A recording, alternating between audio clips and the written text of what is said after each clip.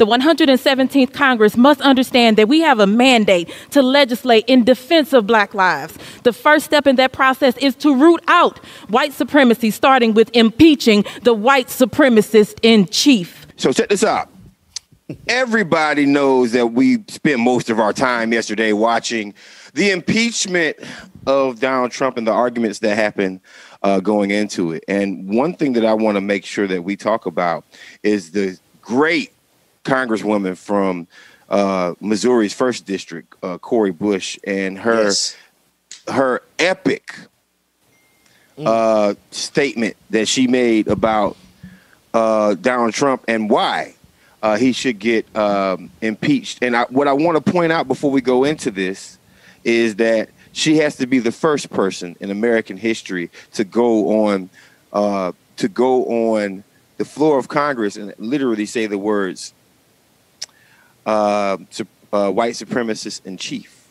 So if we got, and also I want y'all to hear the reaction from the white folks that are in Congress right now who went all parliamentarian when she got finished dropping a hammer on them. So do we have that clip? Yeah, Dwayne? We got it. Dwayne, we got it ready.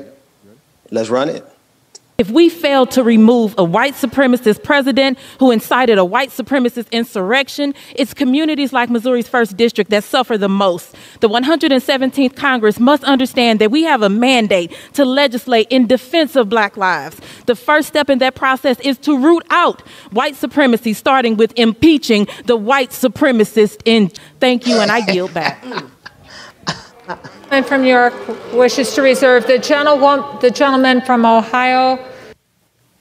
Now, what I noticed the most out of this clip is, we've on this show we've all heard Cori Bush speak before. As a matter of fact, I believe most of us know the Congresswoman in one form or another, right? So we know that this is the kind of fire and prophetic fire that she brings, and a level of honesty, right? If years in the past, if somebody was homophobic, they would get called homophobic in the Congress. Years in the past, if somebody was called anti-woman and misogynist, they would get called misogynist in the Congress. But what we have not seen from many elected officials is actually using the word white supremacist in chief. And what I'm happy about white supremacy and the reaction to white supremacy by them booing lets me know that white supremacy is real.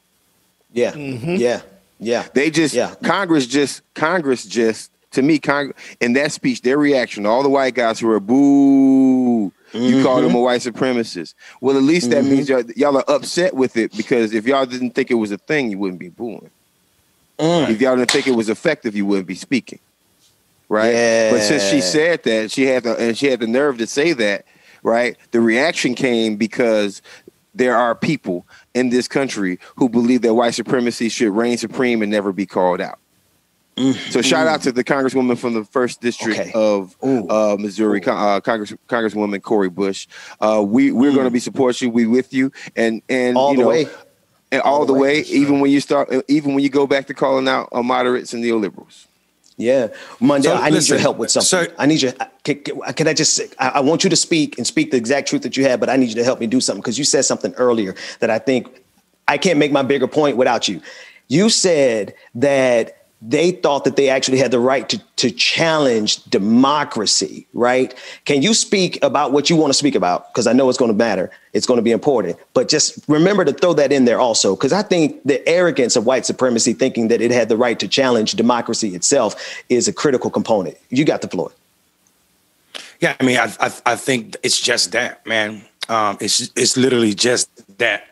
And but before I speak on what Marcus said, I want to go back to my obituaries that we stopped talking about them. I was going over dead people because of white supremacy. The last one I was going to mention was Chris Stanton, who was a bank manager. This is why I was saying it wasn't poor people. He was a bank manager from Atlanta, Georgia, that went into the Capitol as well with these people on the 6th of January this year. And he was part of the riots or insurrectionists or insurgents. And what I was going to say was, and it ties right into what Marcus is talking about, what whiteness can and can't do. We knew they were, booing is one thing. We don't care if they boo. Look at how they voted, right? 179 of them voted not to impeach Donald Trump. So, the booing is just them saying out loud what they said with their vote. It's okay. We knew that. But this brother that I was just naming, Chris Stanton, this white bank manager that was one of these insurgents that ran up in the Capitol, killed himself last night. Killed himself because he was about to get arrested. So rather than be accountable for defending whiteness, he'll take life and do further harm, not just to him with his selfish ass, but also to his family. Man, right. This is what I'm talking about. This is the selfishness and arrogance of white supremacy. They ran to DC with all of this technology and all of these government agencies designed to protect this democracy, and not thought there was going to be any repercussions.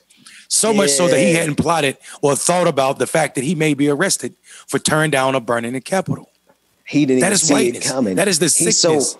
Bro, he's so blinded. He didn't even realize he did not realize when he went to the Capitol last Wednesday that he was signing his own death certificate at his own hands, because he was so blinded by his selfishness and arrogance. He believed that they were so damn right that he could go up there, and now he realized he embarrassed everybody. And I'm sorry, I'm not relishing in that man's death, because you're right. He killed himself, but that's an act of selfishness because he didn't live to stay in the mess that he created. James, you were about to get in there.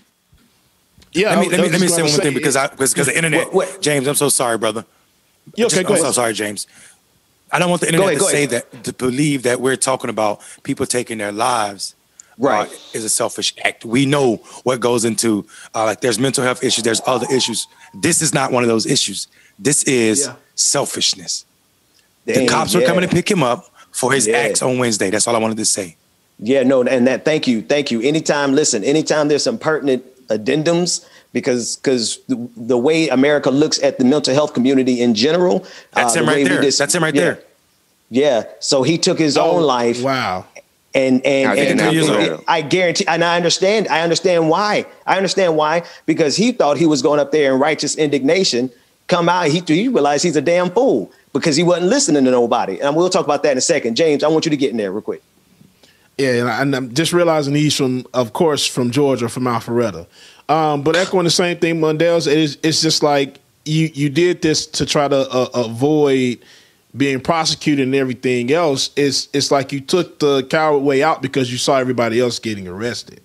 And it sucks. And especially him being a bank manager, 9 times out of 10, and I hate to say this, he probably funded a lot of trips going up there. Come on. I want a point of order real quick. I want to, because Mondale said something very interesting that made me think about how they vote is more important than how they speak, right? But this is how white supremacy is worked. And this is the epitome of 2020. And this is how outright and how blatant they are. They boo. But history shows us that decorum in the Capitol has never been one where we haven't seen boos of that caliber recently. Come on. Right? Yeah. Like they always vote racist, but they never present racist. Right? They never show up racist. They show up so Fox News can say, hey, you know what? We were always nice and polite. We just, we always treated you right in public. We just didn't agree with you policy-wise, and we voted against you. No, now they are literally expressing themselves. That's a good point, Mondale. Now they're literally expressing themselves because the voice is what matters. But now, just like their supporters express themselves by running up in the Capitol, they're also expressing themselves right now by doing like the out loud work for the people who support them. And I just found that really interesting. Yeah. But I mean, but Marcus, I think that's a little ahistorical though, because I mean during the State of the Union, they called Barack Obama a liar. And I mean, if you've been watching any of these, like the footage on C-SPAN, there's been some ruckus in these caucus meetings, and also how they show up and talk back and overstep their time limits. They've been this way for some time now. Matt Gaetz is a perfect example of it, right? Him and Cedric, how his white man angst, how his white man angst about, hey, you know what, man? We got a clip. Maybe I'm wrong. Go ahead. But here's what I'm going to say. They're crying now because they're crying out loud. They are in pain because I mean, they already had to give up a position of power in golf to Tiger Woods, and we had to make him act white. You know, we're taking over their sports. We're taking over their polo. We're taking over their race. The fastest IndyCar driver in the world right now is a black man. I mean, everything that they cherish is slowly is threatened, and it's threatened, and they're crying right now, right? And they're crying because here's the thing about black folks: we know how to take a L, right? We don't like L's, right? We don't like L's. The reason why Kobe Bryant and Michael Jordan were so good is because they knew how to lose. They took losses, right. The reason why Michael Jordan is Michael Jordan because the Pistons put him on his butt for 3 years straight. And finally, he figured out how to get around it. And I think Black America is. I think we just beat the Pistons for the first time, and we're the Bulls. Oh, bro, let's do something. Let's do something, Mr. DJ. When I throw it to you, I want you to put on the funkiest music you could possibly pull up. You know, I like that go-go stuff, so take that in consideration. We're gonna do it like this, Dwayne. We're going to play a clip from the SOT from clip A3, and that's Matt Gaetz, and he's going to be praising Trump and screaming about Black Lives Matter. And here's why it matters. Somebody on this episode, y'all rewind it, and you can see it for yourself. Somebody on this episode, either Marcus, Mundell, or James, talked about how they think they really think they us. And they getting really sad because they starting to put 2 and 2 together that they ain't really us, meaning black folks. It just is what it is. I want to make a proposition to you. I think it's because they have lied to themselves so long that they think that they have the narrative of the just, right? Just bear with me 1 second. The narrative of the just. They actually believe that they are the children of Israel and that there is some magical oppressor that isn't them. Like, who the hell were these white supremacists going to march up the steps and challenge? Their cousins, Uncle Sam? I mean, that's you. They are so deluded, my friends, that they really believe that justice is on their side. And I offer you Exhibit A, Matt Gaetz, trying to praise Donald Trump in this moment and attack Black Lives Matter in this moment. But who is it that they're kicking? The president, who created soaring highs for our economy, rising wages before the pandemic, 400 miles of wall to stop the caravans, who drew down troops in the Middle East and showed empathy for the forgotten men and women of our country. It's why so many people love him so much, and it's why they're kicking all of us. This president has faced unprecedented hatred and resistance from big media, big tech, and big egos from congressional leaders on both sides of the aisle. Now, some have cited,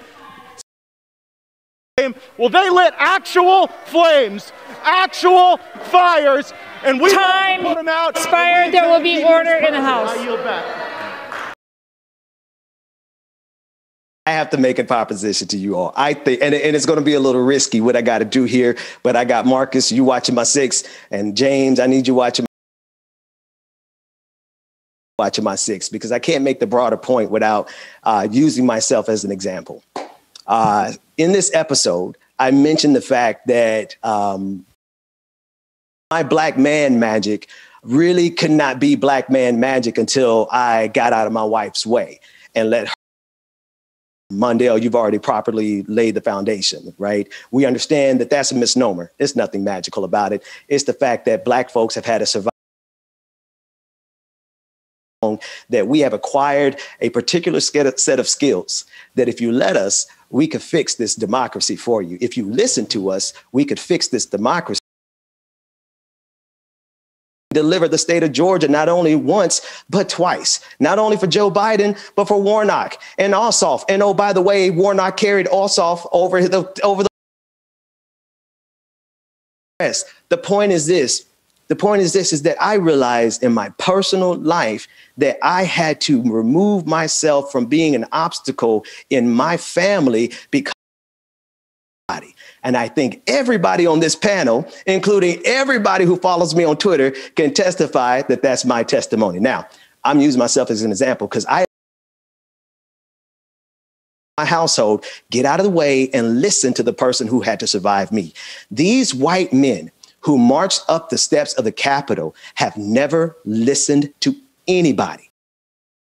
That could be coming from their women, but a lot of these white women are part and parcel because they figured out how they get their power in this white supremacist structure is to uphold it themselves. But that's another conversation. Maybe not because they were rich. They were probably poor. Some of them could have been poor. The bank manager that we talked about in this episode could very well have been poor. I give you that. But I would tell you this, they are complicit with this power structure. I got to give you one more detail and then I'm out of here. Bank of America being tied to that website literally is an indictment of both the racist system in this country as well as the capitalistic system in this country, because I've talked to branch managers and they let me know that the reason that they charge you overdraft fees is because they got to make money off of poor people somehow, right? They literally said the branch manager in Boynton Beach, Florida told me that they got to make. So the reason you're in the overdraft right now, my friend, is because these branch managers participate in a system that's going to exploit you, whether you black, white, or anything else. So we get it coming and we get it going. Here's my proposition to you, and I love it when a plan comes together, because I had no intention of this being the whole point of the show, but the conversation, if we allow it, it will speak for itself. Here's what I want to tell those white men. You need to listen to the people that you actually serve as pharaoh over, white supremacy. Now, notwithstanding the fact that there's a problem with that framing of pharaoh, because historically, right? Historically, that's a little ahistorical, but right, I'm putting in context of what church folks understand, right? If we really break down the reputation of pharaoh in the story, there's so many problems with it, and I will give you all of those. I want black folks to understand that I understand that, but I got to make a point to white supremacy here. The point is, if you listen to the people who have been at the bottom of your twin evils, capitalism and white supremacy, if you listen to black folks, America, forget the white supremacists, they're not going to listen. America, if y'all listen to black folks, we will continue to save this country. But there's one last detail. Black folks, me at least, I can't testify for anybody else, but it wasn't until I stopped being a pharaoh in my household that I was able to understand that. And those men who took their own lives, I guarantee you somebody, either their children, their cousin, somebody they could have listened to that would have told them, if you march up the steps of the Capitol and you think that you're going to march up those steps and burn a flag, Ben Dixon, if I hadn't listened to my wife in that moment, I would have looked as crazy back in June as a result of me being enraged over the George Floyd protest, as those police officer who took his life, as that bank manager that took their life. But I guarantee you, they couldn't hear it because of their patriarchy. They couldn't hear it because they wouldn't listen to nobody. They wouldn't listen to anybody in their family, their wife, their children. They thought that they were so supreme. They honestly believed, and I'm done, DJ, we're going to throw it to you. They honestly believed that they were the oppressed people that had the right to march up the steps. There's only one group of people in this country, and that's all of the marginalized people, black, indigenous, the people, the victims of this American white supremacist system. Those are the people who had the right to march up those steps. But you know what? Y'all would have killed us if we did. So what we're going to do instead, Mr. DJ, we're going to twerk something.